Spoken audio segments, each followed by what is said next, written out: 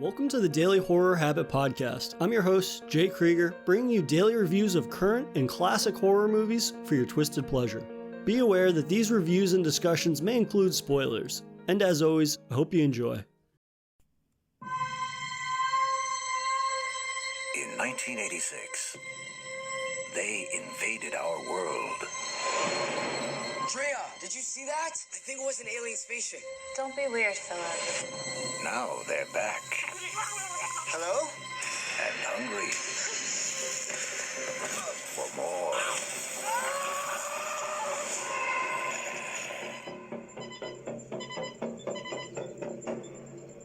Christ. They're furry, Oh, she's so cute. ferocious, What the hell is that? and they love What's that sound? fast food. Aliens are real. Hey, Drea, how's babysitting? It's going great. This time, you're telling me this one's good? Everyone is on the menu. We're all gonna die tonight, aren't we? What the hell is that? I don't know, but that's a really big gun.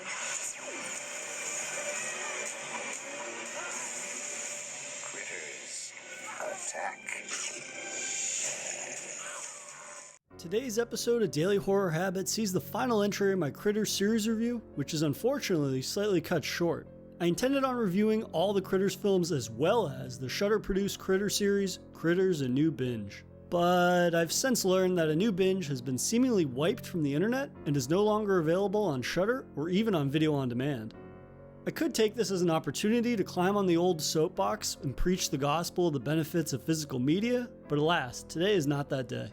Granted, from the few reviews I have read, it sounds as if this serialized take on the troublesome Krites didn't exactly do these intergalactic furballs the justice they deserve. So, maybe it being wiped from the internet actually worked in my favor. But onwards to today's review of the fifth entry in the Critters series, 2019's Critters Attack. Directed by Bobby Miller and written by Scott Lobdell, Critters Attack is notable right out the gate for a number of reasons. For starters, it's the first Critters film in 27 years. Secondly, Dee Wallace makes a return to the series she was a part of from the start. And finally, this is the first R-rated Critters film, which is a very big deal in my book. But is a bloodier fresh start for the franchise with a series veteran enough to revitalize this B-movie classic series? Let's find out. Critters Attack follows Drea, played by Tashiana Washington, and her brother Philip. Drea is having a rough go of things. She didn't get into her first college pick and is stuck at a dead-end sushi delivery job. But after running into an old friend, Drea gets roped into babysitting the Dean of Admission's kids to get a second chance at being admitted to the college. Soon after, of course, though, the troublesome Krites crash land and do what they do best: eat. What ensues is Drea and Philip attempting to quell the Krite invasion while keeping their babysitting charges safe, a task that is easier said than done. Now, as a fan of the series, my first and only real question was this: how them Krites look? This being Critters Attack's only real tally in the win column, because them Krites be looking good. While the Chiodo brothers do not return to helm the reins of the film's puppetry, the look of the Krites doesn't take a noticeable hit. The practical puppetry and their handling, for the most part, is still great, even all these years later. Though, while the Krites certainly look the part, that doesn't necessarily mean they're utilized to the best of their abilities. And as this is their first R-rating outing, this subject becomes somewhat sorer for me. And now for a brief intermission. If you've been enjoying this episode of Daily Horror Habit, please take a moment to subscribe to the show on your preferred streaming platform or leave us a review on iTunes. And thank you for your continued support, and I hope you enjoy the remainder of today's horrifying episode. While there is a memorably graphic moment or two, these are largely squandered by limitations or wasted potential. For every instance of a baby Krite springing from a bloody corpse, or a critter latching on and shredding a park ranger's face, there are numerous scenes of cheap-looking blood sprays, and often just the aftermath of kills. Meaning, we get a lot of shots of critters gnawing on bloody, lifeless corpses, rather than the inventive practical kills which fans truly deserve, with this being the fifth entry in the first film in 27 years. There's also the decision to make the critters have green blood, which results in several instances of critters exploding and looking like pretty much highlight markers. This is an odd decision given the R rating, which would have allowed for a less cartoony or PG-13 solution to bloodshed.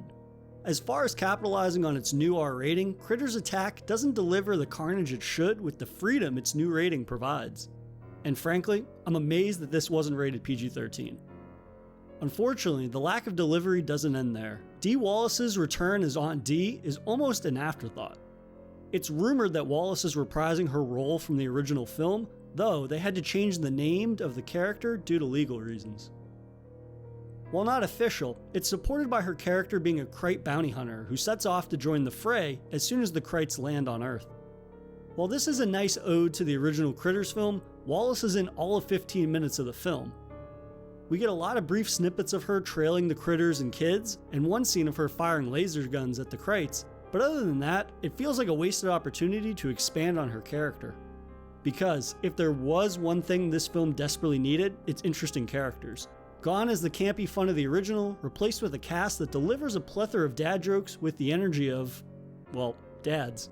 And not young, spry dads. We're talking old, tired dads. I'm sure they had the best of intentions, but there's not a standout performance amongst the bunch. Nothing that would inspire another Critters film to have any sort of connection to Critters Attack anyways.